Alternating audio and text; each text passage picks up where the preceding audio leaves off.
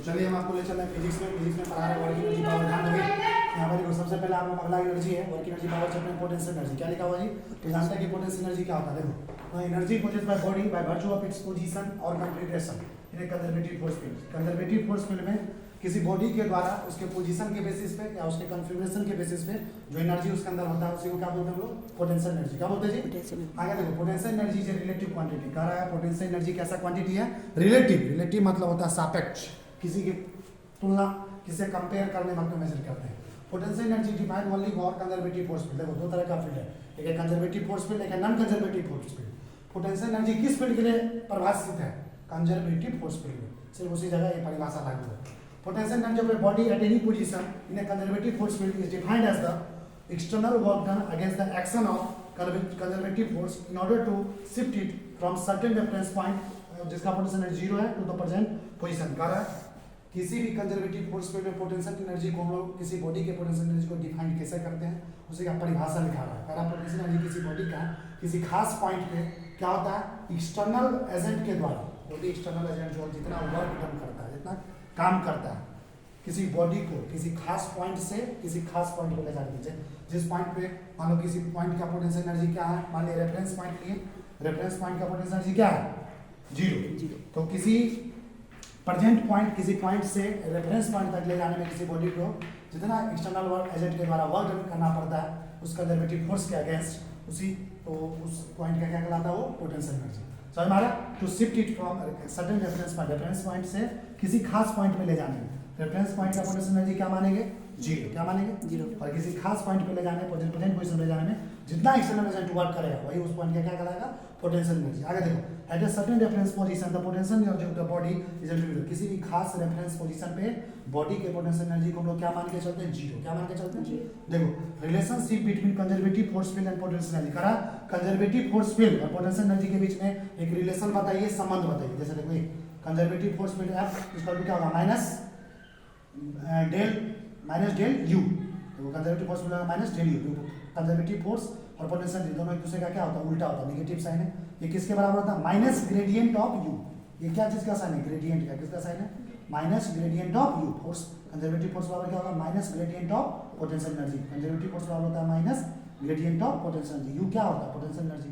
तो देखो, इसी को हम कैसे लिख सकते हैं? ग्रेडियंट, माइनस ग्रेडियंट जो लिखा है ना पोटेंशियल एनर्जी का, इसको ऐसे भी लिख सकते हैं। एक्स एक्सिस का लॉन्ग क्या होगा पोटेंशियल एनर्जी? डेल यू बटा डेल एक्स आई कैप, उसके अलग unit vector minus del U बटा del Y J cap minus del U बटा डेल जेड के कैप। ये कंजर्वेटिव फोर्स फील्ड का पोटेंशियल एनर्जी के साथ रिलेशन है। आगे देखिए, यहाँ पे फोकस कीजिए कि force varies with only one dimension. मान लो फोर्स सिर्फ एक ही डायमेंशन में, यहाँ पे 3 डायमेंशन दिया था ना, X axis, Y axis, Z axis. मान लो फोर्स सिर्फ किस में वैरी कर रहा है? सिर्फ एक्स एक्सिस में। किस में वैरी कर रहा है? तो सिर्फ एक्स वाला लेंगे। देखो, सिर्फ ये वाला क्वांटिटी लेंगे, एक्स वाला। हमारा जरूर तब फोर्स क्या होगा? फोर्स बराबर होगा माइनस डी यू बटा डी एक्स। यानी इसको ऐसे भी कर सकते हैं, क्रॉस मल्टीप्लिकेशन आता है उल्टा सीधा क्रॉस मल्टीप्लिकेशन। इसको डी यू निकालना हो तो डी यू इक्वल टू क्या होगा? Minus F D X. D U equal to क्या होगा? Minus F D X. अब देखो, डी यू निकालना, डी यू को टोटल पूरा डी यू मतलब ये स्मॉल पोटेंशियल एनर्जी हुआ। डी यू क्या हुआ? Small potential energy. इसको टोटल पोटेंशियल एनर्जी निकालने के लिए क्या करेंगे? इंटीग्रेट कर देंगे। क्या कर देंगे?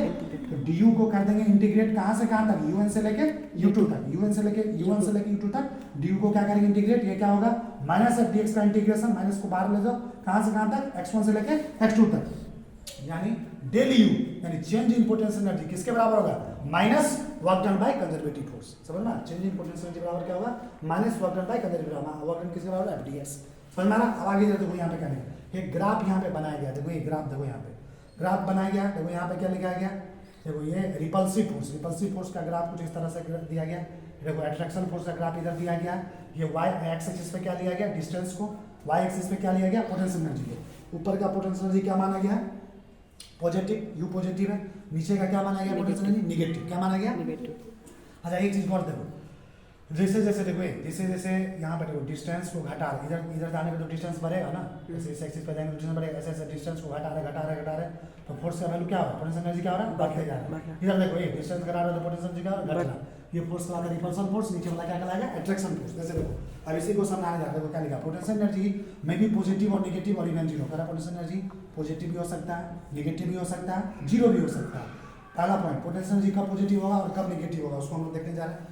पहला point, potential energy is positive if force field is repulsive. करा पोटेंशियल एनर्जी पॉजिटिव तब माना जाएगा जब फोर्स फील्ड कैसा है, रिपल्सिव। कैसा फोर्स फील्ड है, रिपल्सन वाला फोर्स लग रहा है, तब जाके पोटेंशियल एनर्जी जो मिलेगा हमको क्या मिलेगा, पॉजिटिव मिलेगा। करा potential energy is negative. Potential energy negative कब होगा, जब फोर्स कैसा लग रहा है, अट्रैक्टिव। कैसा फोर्स लग रहा है, अट्रैक्टिव, उल्टा होता है। मतलब पोटेंशियल एनर्जी पॉजिटिव होने के लिए फोर्स रिपल्सिव होना चाहिए, पोटेंशियल एनर्जी नेगेटिव होने के लिए फोर्स कैसा होना चाहिए, अट्रैक्टिव होना चाहिए।